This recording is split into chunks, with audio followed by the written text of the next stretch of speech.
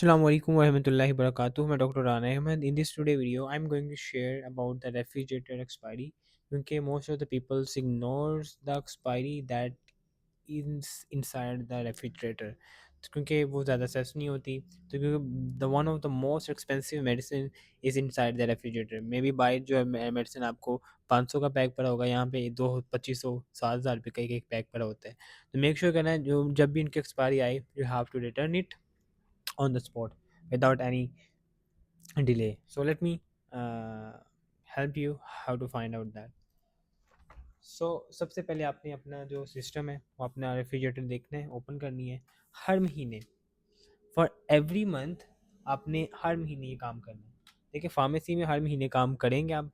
अब जैसे 2026 जनवरी में आ गया है. Now I am going to check all the expiries, ठीक है, इन माय फार्मेसी. और उसको जिस तरह की डिस्ट्रीब्यूटर्स का वो है क्राइटेरिया है, उसके मुताबिक मैं चेक करूँगा. सो अभी आपने जिस तरह क्राइटेरिया है इस तरह आपने सारी सारी जो मेडिसिन हैं देख लें आप. ये सारी देख लें आप. ये सारी आपने एक एक करके ही कैलकुलेट करनी है. जैसे कि सेंकोबियान कैप्सूल्स हैं, जिस तरह साइक्लोजेस्ट है, ये फ्लेक्स पेंस हैं, ठीक है. इस तरह इंसुलिन की जितनी ज़्यादा रेंज है, जिस तरह फोस्टर्स इनहेलर्स हैं, इस तरह ट्रिबो इनहेलर्स हैं, ट्रोफिन्स हैं, सब की आपने मैनुअली चेक करनी है, सबकी एक्सपायरीज, ठीक है. अभी मेरे टीम ने जो है कुछ एक्सपायरीज इसमें से निकाली हैं और इसमें मेरे ख्याल से उन्होंने ऊपर लिख भी दी हैं. Let me show you. मैंने उनको रात को ये देखिए एक्सपायरीज की, ये देखिए आप, ये इसकी एक्सपायरी 4/26 की है. Do you see that? तो ये एक्सपायरी है. अभी ये आती है मुल्लर की, ये आती है रैपिड मुल्लर से, ठीक है. तो ये ऑन द सेम मंथ ये ना अपनी उठाते हैं या आफ्टर एक्सपायरी उठाते हैं सारी मेडिसिन, ठीक है. तो ये आपने देख ली, लेकिन आपको उनको बताना है. अब ये जैसे कलेक्शन है, ये 3/26 की है, मतलब 2 महीने लगे इसको. तो ये एक महीना पहले सनोफी वाले जो है वो, एक महीना पहले जो है सनोफी वाले वो उठाते हैं सारी मेडिसिन. तो ये देखें जिसी तरह ये एक्सपायरी 6/26 की है, उन्होंने लिख दी है. जो क्लोजर एक्सपायरी है जैसे इसकी भी 6/26 है. अब कोई भी कस्टमर आता है, we have to give that, ये वाला पहले फिर दूसरे वाला. तो ये 6/26 की जितनी भी एक्सपायरी है उन्होंने निकाल के इस पे हाईलाइट कर दिए. तो इसी तरह आपने भी अपनी एक्सपायरीज का ख्याल रखना है हर चीज़ का. बाकी एक्सपायरीज का मेरे ख्याल से उन्होंने ओके किया है, 6/26 की बात की है. बाकी पूरी रेफ्रिजरेटर की एक्सपायरी, तो रेफ्रिजरेटर की जो एक्सपायरी है वो मेन है, उस पे आपने फ़ोकस करना है, क्योंकि यहाँ पे एक-एक मेडिसिन बहुत महँगी होती है. आई ड्रॉप एक 2-2 हज़ार रुपए के एक आई ड्रॉप्स हैं, ठीक है. तो मेक श्योर करें कि जो फार्मेसी की इसकी एक्सपायरी है वो आपने चेक करनी है. तो अभी मैं सिस्टम से भी देखूँगा कि एक्सपायरी सिस्टम में किस तरह आ रही है, ठीक है. तो मैं आपको गाइड करता हूँ कि सिस्टम में किस तरह एक्सपायरी आती है. Let me show you. आपने जाना है सबसे पहले रिपोर्ट्स में, डेली रिपोर्ट्स में जाना है. उसके बाद आपने सॉरी स्टॉक रिपोर्ट्स में आपने जाना है. उसके बाद एक्सपायरी रिपोर्ट्स में जाना है. इसके बाद आपने यहाँ पे लगाना है ओके करना है. यहाँ पे आपने मैन्युफैक्चर वाइज या distributor wise, I will focus on distributor wise ना, वो ज़्यादा आसान है.